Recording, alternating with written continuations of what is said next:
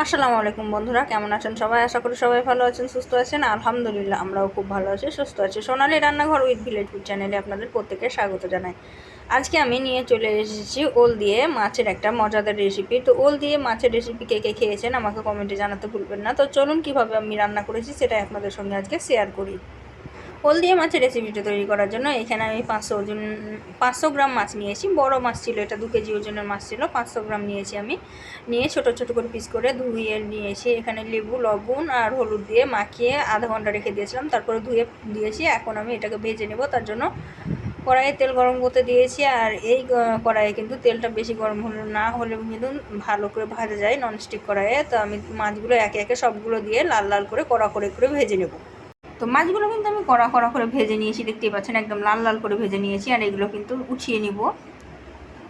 এখন আমি ওই তেলেই কিন্তু ওলগুলো ভেজে নেব। আর ওলগুলো কিন্তু আমি আগে থেকেই ভাপ তুলিয়ে নিয়েছি, যাতে করে যে কুটকুট করে সেটা জলটা বেরিয়ে গেলে আর কুটকুট করবে না। আর এটা কিন্তু বিদেশি ওল বা বিলাতি ওল।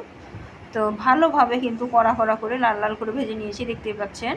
নিয়ে এটাও আমি তুলে নিলাম। তো এখন আমার মশলা রেডি করার পালা। তো মশলা রেডি করার জন্য কড়াইয়ে আমি ওই তেলেই দিয়ে দিলাম 2টা লং, 2টা দারচিনি, 2টা এলাচ দিয়ে এখন আমি মশলাটা দিয়ে দেবো। এটা আদা, রসুন আর পেঁয়াজের পেস্টটা দিয়ে ভালোভাবে নাড়াচাড়া করে মিক্সড করে নিয়েছি। তারপরে দিয়ে দিলাম স্বাদ মতো লবণ, যেহেতু ওইখানে মাছের লবণ আর হলুদ আমি দেয়নি, ধুয়ে দিয়েছিলাম, তারপরে আর কিছুই দিইনি।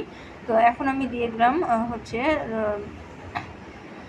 লঙ্কা গুঁড়ো, জিরা ধনিয়া পাউডার আর স্বাদ মতো লবণ দিয়ে ভালোভাবে মশলাটাকে আমি কষিয়ে নেব।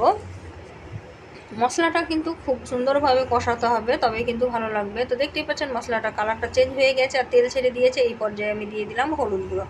তো হলুদ গুঁড়ো দিয়ে আমি আবারও ভালোভাবে মশলার সঙ্গে নাড়াচাড়া করে মিশিয়ে নিচ্ছি। আর মশলা কষানো বা মাছ ভাজা বা অন্য কোনো যাই বলেন, নাড়াচাড়া হচ্ছে আর একটা পার্ট, যা কিছু দিয়ে একটু নাড়াচাড়া করে নিতে হবে। তো আমি মশলাটা ভালোভাবে কষিয়ে নিয়ে একটু জল দিয়ে দিলাম, যেহেতু মশলাটাকে আর একটু ভালোভাবে কষাতে হবে। তো যাতে পুড়ে না যায় তার জন্য কিন্তু একটু জল দিয়ে দিলাম। জল দিয়ে আমি ভালোভাবে কষিয়ে নেব। তো দেখতেই পাচ্ছেন মশলাটা কিন্তু তেল ছাড়তে শুরু করে দিয়েছে। এই পর্যায়ে কিন্তু আমি ওলগুলো অ্যাড করে দিচ্ছি। এই তো ওলগুলো আমি অ্যাড করে দিয়ে একটু ভালোভাবে সময় নিয়ে কষিয়ে নেব। তো এই তো ওলগুলো আমি ভালোভাবে কষিয়ে নিচ্ছি। আর এইভাবে একবার হলেও বাড়িতে মাছটা রান্না করে দেখবেন, ওলের সঙ্গে খুবই টেস্টি লাগে। ওলটা খেতেও খুব টেস্টি লাগে আর মাছটা খেতেও কিন্তু অনেক টেস্টি লাগে। তো যারা খেয়েছেন তারা তো জানবেন, আর যারা খাননি তারা একবার হলেও কিন্তু আমার মতো করে ট্রাই করবেন, খেতে কিন্তু অনেক সুন্দর লাগে।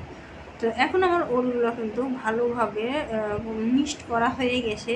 আর একটু সময় নিয়ে ধৈর্য ধরে কিন্তু আমি কষে নিয়েছি, দেখতেই পাচ্ছেন মশলাটা কিন্তু গায়ে লাগা হয়ে গেছে। আর এই পর্যায়ে কিন্তু এখন আমি মাছটা অ্যাড করে দেবো। তো মাছটা দেওয়ার সঙ্গেও কিন্তু আমি ভালোভাবে কষিয়ে নিচ্ছি। আর এই মাছটা যেহেতু কড়া করে ভাজা আছে, তাই ভাঙার কোনো ভয় নেই।